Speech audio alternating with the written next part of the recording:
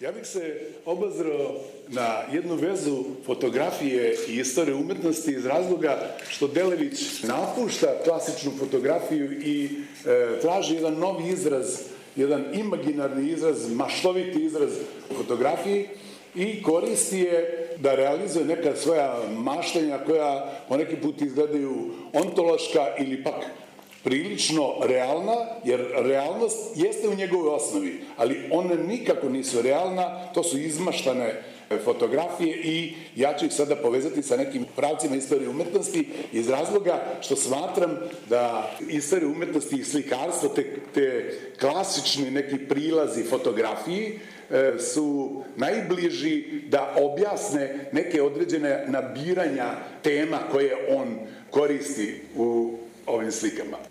Krenuo bih prvo od veze istorije umetnosti iz najranijih perioda, recimo iz romantičarskog perioda, gdje kod Delevića prepoznamo jednu uznemirenost, uskovitlanost prirode, neba, biranje nekih egzotičnih pejzaža i tako dalje, pa bi to pripadalo nekom romantičarskom zanosu u slikarstvu. U realističkom periodu slikarstva i umetnosti, on ima realne figure kojima su čak neki put prepoznatljive i fizionomije i tako dalje, a ima i realne pejzaže, prikaze arhitekture koji su prepoznatljivi. Nama su prepoznatljivi neki prikazi arhitekture, recimo spomenik na Avali ili tako dalje. Ne mora to da bude tačno to, ali jednu određenu realnost nosi u tome i mi prepoznajemo arhitekturu, prepoznajemo vodu, detalje i tako dalje. I to je veoma blisko toj realističnoj umetnosti.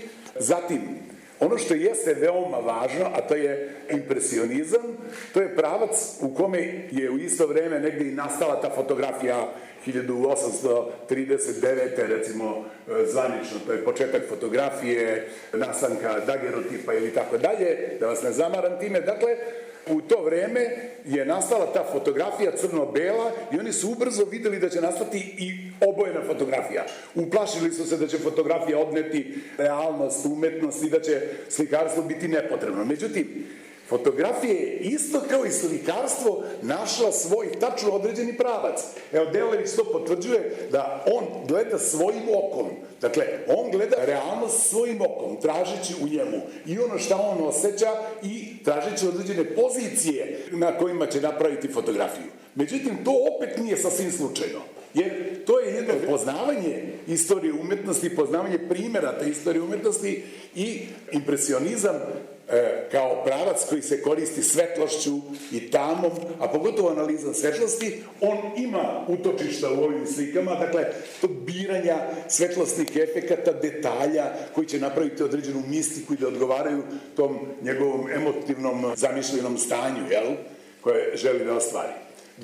Nadalje, dakle, u postimpresionizmu mi prepoznajemo neke oblike kao što je recimo Cézannov Saint-Victoire, iako su ono planine Alpa, ali način na koji on bira određenu planinu Alpa i predeo koji je ispunjen ljudima i biljem ispred, on podsjeća na Cézannove slike Saint-Victoire u mnogo verzija i tako dalje.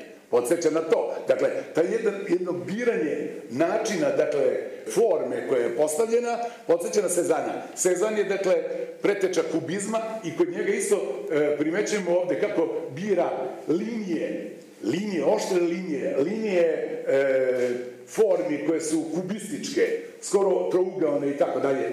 Govorimo o ovoj sekciji ovde. Zatim, šta još? On je blizak i futurizmu. Evo zašto.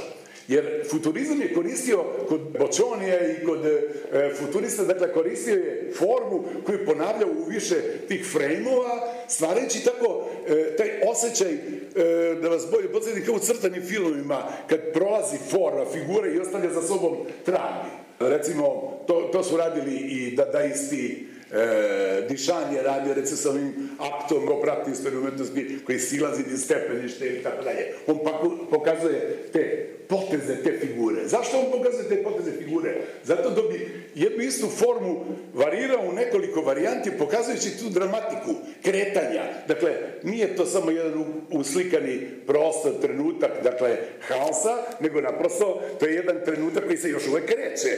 Vukašin, znači, hvata taj trenutak kad se on kreće, on pravi tu mistiku. Mi sada gledamo šta se dešava, kao u filmu.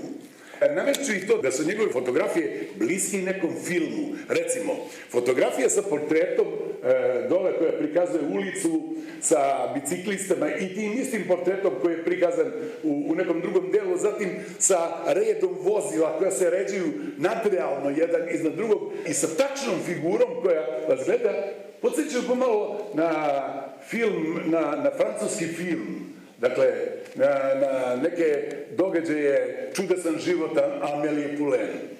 Verujem da ste vidjeli taj film. Ili recimo, u nekim scenama sam primetio bicikliste, bicikl, kao u Desikinim filmovima, starim crno-belim. Desika je radio to i francuski crno-beli talas tog filma.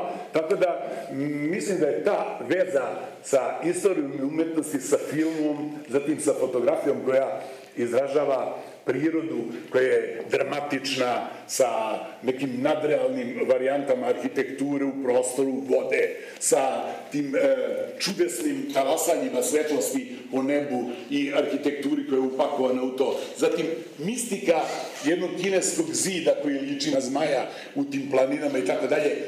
Izvanredno oštren osjećaj, dakle, da se poveže ta maštovitost i istorija umetnosti i sve ono što ide uz fotografiju.